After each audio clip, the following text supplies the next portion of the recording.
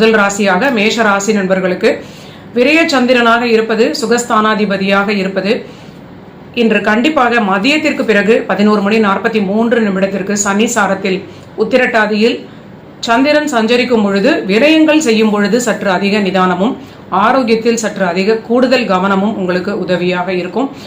ஆனால் இன்று சற்று விரயங்களிலும் ஆரோக்கியத்திலும் அதிக நிதானம், வாழ்க்கை துணையுடைய ஆரோக்கியத்தில் கூட சற்று அதிக முக்கியத்துவம் கொடுப்பது ஒரு நல்ல பலனை கொடுக்கும். அடுத்தது ரிஷப ராசிக்கு பார்க்கலாம். இவர்களுக்கு பேச்சில் நிதானம், காலை வேளையில் மதியத்திற்கு பிறகு சனிசாரத்தில் செல்லக்கூடிய கோச்சார நிலையாக சந்திரன் இருப்பது, புதிய முயற்சிகளுக்கு சற்று பிடிவாதம் தவிர்ப்பது நல்ல நிலை. இது பிடிவாத ஸ்தானத்தில் 11th ஹவுஸ்ல இருக்கக்கூடிய சந்திரனாக முயற்சி ஸ்தானாதிபதி இருப்பது, அங்க சனி எப்பொழுதுமே ஒரு பாதகாதிபதி அப்படின்னு சொல்லக்கூடிய நிலை இருப்பதனால் ஆசை காட்டினால் அதற்கு விழுந்து விடாமல் தொழில் ரீதியிலான விஷயங்களில் எச்சரிக்கையாக இருப்பது ஒரு கவனமான பலன். கோச்சார நிலைக்கு ஏற்றார் போல கவனமான பலன்களே எனக்கு முதலில் தோன்றுகிறது. இது ஒரு நல்ல பலனாகவே நீங்க எடுத்துக்கொள்ள வேண்டும்.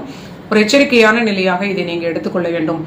மற்ற நிலையில் இவர்களுக்கு வருமானத்தில் நல்ல உயர்வு, பணியில் நல்ல ஏற்றம், பணியில் உயர்ந்த ப்ரமோஷன்ஸ், இன்கிரிமெண்ட்ஸ் இதெல்லாமே நல்ல ஒரு அற்புதமான ஒரு உயர்ந்த நிலையில் வருமானத்தை கொடுக்கக்கூடிய நிலை.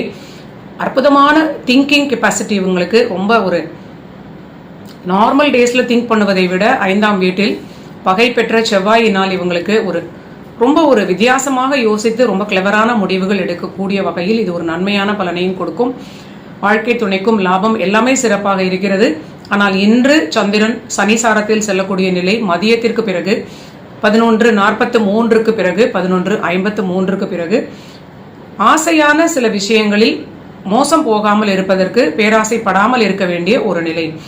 நேர்மைக்கு புறம்பாக எதையும் செய்ய வேண்டாம் அப்படிங்கறத நீங்க புரிந்து கொள்ளலாம். அடுத்தது மிதுன ராசி நண்பர்களுக்கு பார்க்கலாம். இவர்களுக்கு குடும்பத்தில் மகிழ்ச்சி, நிம்மதி எல்லாமே குடும்பஸ்தானாதிபதியான சந்திரன் 10ஆம் வீட்டில் இருப்பது ஒரு நல்ல நிலை. ஆனால் குடும்ப வாழ்வில் சற்று வாக்குவாதம் இல்லாமல் இருப்பது, பேச்சிலும் சற்று கவனமாக இருப்பது ஒரு நல்ல நிலையாக இருக்கும். குடும்பத்தை தாண்டி வெளிவட்டாரத்திலும் இந்த பேச்சில் கவனமாக இருக்க வேண்டிய பலனை நீங்க கவனிப்பாக பார்த்து கொள்வது நல்ல பலனை கொடுக்கும். இதை தாண்டி இவர்களுக்கு பணியில் வளர்ச்சி, பணியில் இடமாற்றம், அற்புதமான ஒரு பூர்வ புண்ணிய பலத்தினால் மனதில் ஒரு நிம்மதியான மகிழ்ச்சி தொடரக்கூடிய நல்ல நிலை. இதெல்லாமே இவர்களுக்கு ஒரு நல்ல லாபமான நிலை. கணவன் மனைவியிடையே பிரச்சனைகள் பெரிதாக கூட இல்லைன்னு சொல்லலாம்.